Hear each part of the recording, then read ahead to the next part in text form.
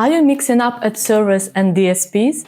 You are not alone here, and that confusion can cost thousands in ad spend. So hi, I am Lina, CMO at Epom, and today I'll break down the real difference between ad server and a DSP, how each works, why they are not, rivals, and why modern ad stacks often use both. By the end of the video, you'll know exactly which one fits your business goals or why you probably need both. So why do people confuse them?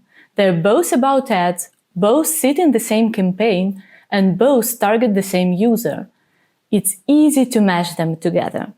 From our experience, even advertisers who have years and years of experience in this trillion-dollar ecosystem, they often confuse the two. That's not surprising because both tools, they're built to push ads onto screens, and the interfaces sometimes look very, very similar. But here is the truth. DSP and ad servers are not rivals. One buys the impression, the other delivers it. Think of it like this. The DSP is a strategist, scanning the market, deciding what to buy, and an ad server is the executor, making sure the ad actually shows up where it should show up, with the right rules applied and everything else. So, in fact, surveys show that around 32% of advertisers, they now use both DSPs and ad servers simultaneously, because dropping either would mean sacrificing scale or control. So let's start with the ad server. The ad server is built for direct deals. Imagine a brand book's homepage takeover on a publisher's site. It's the ad server that makes the deal happen, because it stores the creative, applies rules, delivers ads on schedule, and logs impressions and clicks down to the last detail. Advertisers use ad servers when they want raw, unfiltered logs, guaranteed delivery, and pacing rules that DSPs simply cannot offer. That's why publishers, ad networks, and advertisers who need truth and control rely on ad servers every single day. And it's not old school. With CTV, OTT, and digital out-of-home booming, ad servers have become the framework for dynamic ad insertion, vast compliance, and even server-side ad stitching. Fun fact, some connected TV providers still sell more than half of their premium inventory through direct ad server deals, because brands want the guarantees. Now let's cover the DSP, or demand-side platform. If the ad server is about contracts and guarantees, the DSP is your cockpit for programmatic advertising. Here's how it works. It plugs into SSPs and ad exchanges, scans millions of bid requests per second, and decides in real time whether to buy an impression. And that's what we call RTB, or real-time bidding. What makes DSPs so powerful? First is scale. You can reach users across thousands of sites, apps, and devices. Speed. Decisions happen in milliseconds. And automation. You set the budget, targeting, and KPIs, and the DSP does the rest. And that's why programmatic now powers nearly 90% of all display ad spend worldwide.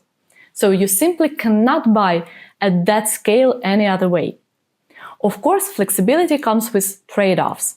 DSPs rarely provide the same granular reporting that ad servers do. Instead of raw logs, you often get aggregated dashboards. Creative controls are limited too. You upload your files, but you don't get code-level flexibility. And since you cannot control it, like where the ad placement truly goes, there are high risks to your brand safety and even ad fraud sometimes. Nobody wants their product appearing next to malware or, maybe terrorism ads. So nobody wants their ad impressions being faked by bots, so every single DSP deals differently with this problem. For example, we at Epom collaborated with Lotami and Pixelate, the leading providers in this niche. So you can check out how it helps in the description. So how do you keep ad servers and DSPs straight? So here is a mental shortcut. Ad servers equal direct advertising.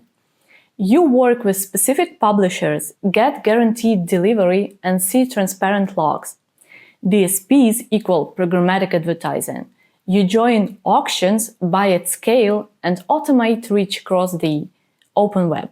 But today, those worlds are blending because many customers want both. Ad servers increasingly support programmatic pipes. Some even act as lightweight SSPs, passing inventory into auctions. DSPs, in turn, rely on ad servers for actual delivery and measurement. And most modern DSPs let you run private marketplaces or programmatic guaranteed deals, which look a lot like direct contracts, but they're executed through bidding technology. And here is a stat that proves the point. About 70% of programmatic ad spend in 2025 flows not through open auctions, but through these direct-like programmatic deals, or PMPs, and programmatic guaranteed. That's why modern ad networks almost never stick to one side. They run direct for premium placements, where relationships matter, and they run DSPs for scalable reach, where speed and automation wins. All right, let's bust a few misconceptions I hear all the time. So, number one, DSP replaces an ad server. It doesn't. A DSP is your buy-side bidding engine, but without an ad server, you lose the ability to control delivery, pacing, and creative logic. So, myth number two, direct deals are obsolete. They are not. Direct still wins for premium, brand-safe, and regulated inventory. That exclusivity is something no open auction can provide.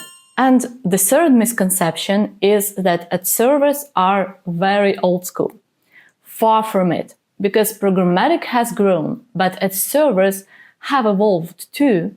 With connected TV and digital out-of-home exploding, the server logic is more important than ever. Fun fact, the first commercial ad server was launched back in 1995, and 3 decades later, it's still running the show, just with far more advanced pipes. So here is the bottom line.